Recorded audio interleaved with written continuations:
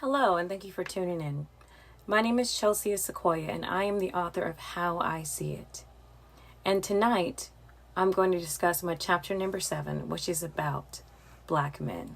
Now, I am very passionate about my Black men. Now, I know that there's other nationalities in this world that have qualities that are worthy of admiration, but as a Black woman who has grown up around Black men, dated Black men, and befriended Black men, this is coming from someplace real. I see some problems, I see some attacks, some things that need to be addressed, and that's what I'm going to talk about. So let's get to it.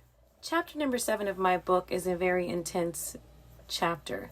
Many people are going to state that they loved my chapter number 7 about Black men because it unveils and exposes a great deal of issues concerning our Black men of today that many people don't want to discuss, many people don't want to address. And that's what I dig into. I don't shy away from addressing those things. And I'm sure many of you know where I'm coming from in regards to some of the issues circling our Black men of today. But just in case you don't know what I'm talking about, let me list some of the things that are going to be covered in this chapter. Chapter 7 addresses racism, both hidden as well as in your face, the types of mental bondage that holds Black men at bay and keeps them from reaching their full potential, and the secret plots that God revealed to me that are trying to destroy all Black men, mentally, physically, and spiritually. Chapter number 7 asks those questions that nobody wants to ask. Like, why is it that after an article published in 2019 that mentioned that the white race by the year 2042 will be obsolete and minorities will be the majority, has there been a constant attack on Black men? I would imagine it's probably because white supremacists really didn't like that article. So could it be that they've started a plot to destroy Black men? Can that be true? Y'all better wake up. They up to something. Let's ask some questions. Why is it that the highest percentage of male prisoners are Black men? Why is it that the highest percentage of AIDS victims are Black men? Why is it that the highest percentage of homosexuals happen to be Black men? Not to mention that the highest percentage of police brutality victims happen to be Black men as well. Another question that Chapter 7 answers is, why is it that one president brought pride to Black men, causing them to rise up and show their full potential and shine new light on Black people as a whole, and showing the world how magnificent we can be, and another one comes right behind it, tries to destroy that view? Don't you see a pattern?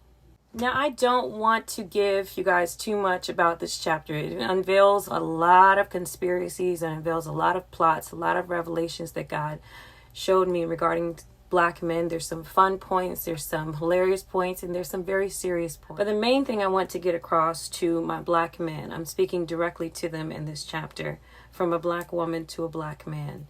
It is my heart's desire that each and every one of you become the mighty lions that God created you to be. And I am going to read my summary of the chapter in a moment to you, because I feel it sums up the chapter perfectly. And just tell me what you think about it. So here's my letter to Black men everywhere. This world has tried to weaken Black men in every way, starting with slavery, then racism, and then segregation, forcing them to fight for everything from their civil rights to their dignity. Still, Black men stand daily breaking stereotypes and prejudices placed on them for years with grace intact.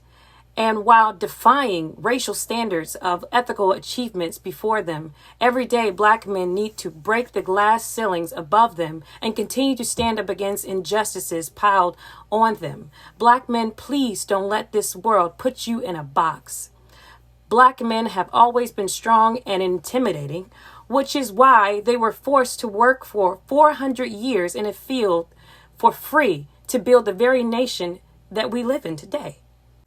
Don't allow the excuse that you intimidated them to be used anymore as a reason for law enforcement to break their vow to serve and protect you. A gun should never be drawn on a civilian with no weapon, period. God made a Black man's voice to sound like a mighty, mighty roar. God made a black man's walk proud and their body structure dense and their masculine to protect the meek and the feminine. Lions are called the kings of the jungle because they are mighty and intimidating to all. Lions were not created to be fragile, vulnerable, or feminine. And at the end of the day, our black men are mighty lions. Go be lions. If you haven't caught on by now, I'm very passionate about my black men. And I don't like what's been happening to them over the years, as many people have been noticing or just now beginning to notice how wonderful they are and how they have been mistreated for so long. There are so many black men that are guilty before they even open their mouth, just because others who look upon them are intimidated by what God has placed inside of them. And so many black men have not fulfilled their potential, have not finished degrees because they walk into a room that looks at them as if they don't belong in that room. They try to become scientists and engineers and so many different great jobs and industries, but they can't even enter into them or finish their degrees to enter into them because of racism and just sheer stupidity. I really wish that those that started in those professions will continue on and not allow stupidity to stop you from becoming the great men that you were created to be. Chapter 7 about my black men is probably my longest chapter, but it's one that you will truly enjoy. If you haven't purchased my book, then you can do so today by simply clicking the link that's listed in the description of this video or by clicking the link above in my bio if you're watching this on Instagram. Thank you so much for your support, everyone who has pre-ordered. You'll be receiving your information shortly. And I thank you so much for joining me tonight. There's so many things that is unveiled in my chapter number 7. And it's definitely an eye-opener. And it's one that will rock this world. I don't shy away from saying the things that you want me to say. I promise. Even though I didn't mention all of them in this video, because I want you to purchase the book. And some things I want to surprise you with. Trust me, what you wanted me to say, I said it. So purchase your copy today. Now you know I love me some black men, so this is going to be a good one. This won't be a good one. Yeah, and then right there, it's going in my eye. Y'all see the hairs?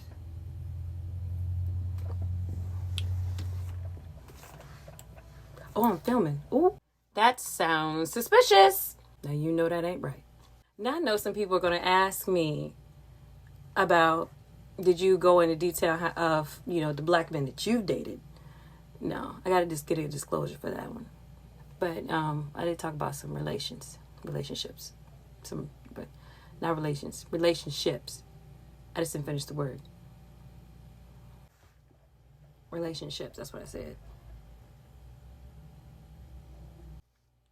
The Black Man chapter covers a lot. Like some conspiracies are revealed. Some in-your-face stuff is revealed.